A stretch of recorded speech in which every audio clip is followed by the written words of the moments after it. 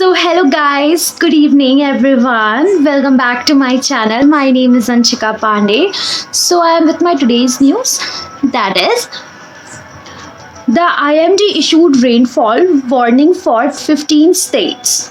And UTS over 3 days, rainfall is predicted over Jammu and Kashmir, Ladakh, Himachal Pradesh, and Uttarakhand on Feb 8 and 9.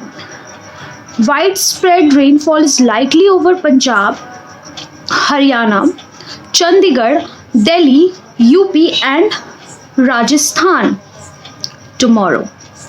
Rainfall is likely over West Bengal, Sikkim, Bihar, Jharkhand, and Odisha on February 9 and 10. One more thing I want to say that कि आज अगर आपने किसी को smile नहीं करवाया तो please अभी भी टाइम है, करा दो यार, ठीक है, दिन बन जाएगा, ट्रस्ट मी.